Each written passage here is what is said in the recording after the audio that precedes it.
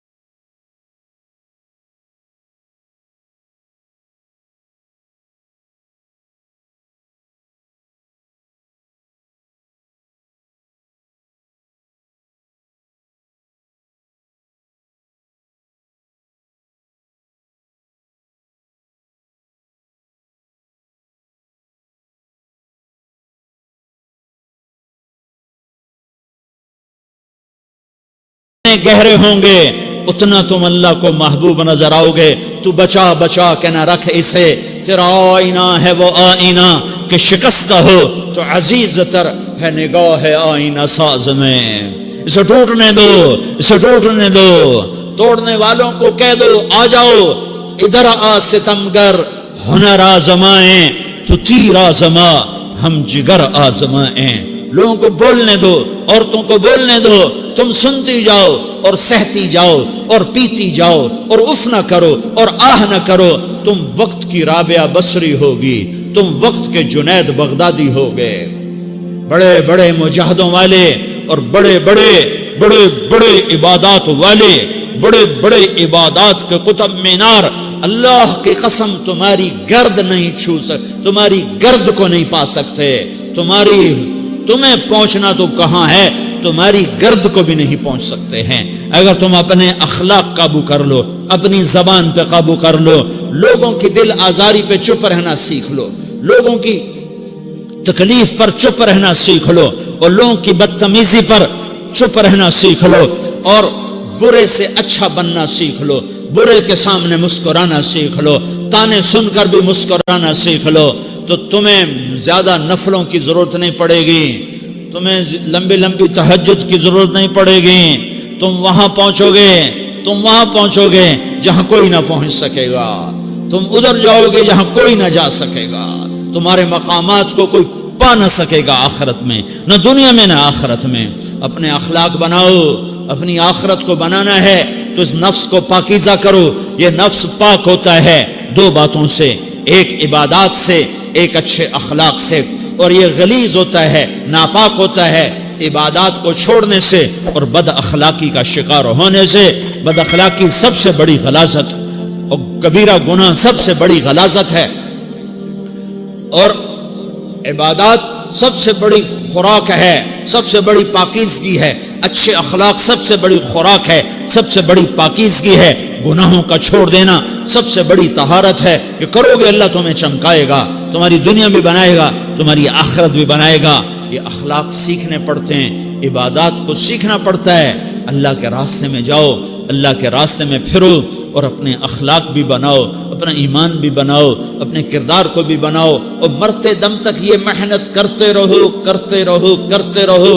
کرتے کرتے موت آ گئی تو جو ادھورا پن ہے اللہ دور کر دے گا، جو ادھورا پن ہے اللہ دور کر دے گا. اور کوشش کرو 24 گھنٹے کی زندگی میں اس زبان پہ خیر کے سوا کچھ نہ نکلے. تم بے شک فرض نماز پڑھو، تسبیحات مسنون نہ پڑھو، تو لمبے ذکر نہ کرو، لمبے قرآن نہ پڑھو، لمبے نفل نہ پڑھو. میری ایک مان لو، یہ زبان پہ قابو پالو. اس زبان کو بند کرنا سیکھ لو. اسے ہونٹوں تلے، اسے دانتوں تلے دبانا سیکھ لو. یہ ہونٹوں کے در بند کرنا سیکھ لو.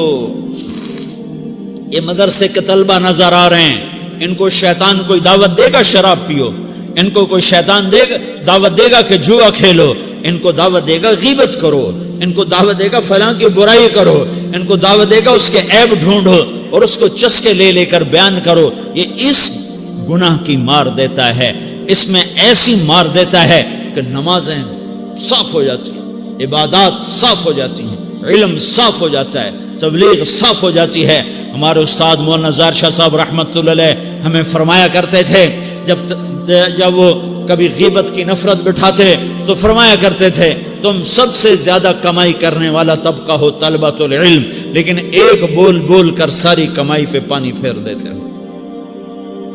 تو میرے بھائیوں چاہے دین والے ہو چاہے دنیا والے ہو، مدرسے والے ہو کالج والے ہو، ایک عبادت کو بناؤ، ایک اپنے اخلاق کو بناؤ تو اللہ تمہارے ساتھ ہے. دنیا بھی تمہاری ہے، آخرت بھی تمہاری ہے. اگر اللہ کو ساتھ نہ لیا اور اس نفس کو پاکیزہ نہ کیا تو یہ جہان بھی برباد ہے، اگلا بھی برباد ہے. اسے پاک کرنے کی نیت آج سے نیت کرو کہ اسے انشاءاللہ پاک کرنے کی کوشش کریں گے.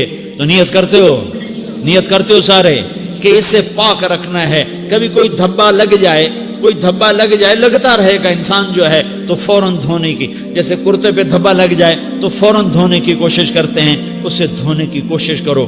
آنسوؤں کا پانی بس بڑے سے بڑے داغ کو دھونے کے لیے آنسوؤں کا پانی چاہیے، اور زیادہ پانی بھی نہیں چاہیے. ایک مکھی کے سر کے برابر تمہاری آنکھوں کے کٹوروں میں آنسو تیر گیا جو صرف تمہارے اندر کو تر کر گیا، باہر نہ نکل سکا. تمہاری آنکھ اتنی بخیل ثابت ہوئی کہ تمہیں آنسو کا ایک قطرہ نہ دے سکی، لیکن اتنا دے دیا کہ تمہارے کنارے بھیگ گئے. تو تمہارے بڑے بڑے داغ اللہ دھو کے صاف کپڑا تمہیں ہاتھ میں پکڑا دے گا، تمہارے ہاتھ میں پکڑا دے گا. تو جب ہو جائے توبہ کرو، جب ہو جائے آنسوں سے صاف کرو. آنسو نہیں نکلتا تو آہوں سے صاف کرو.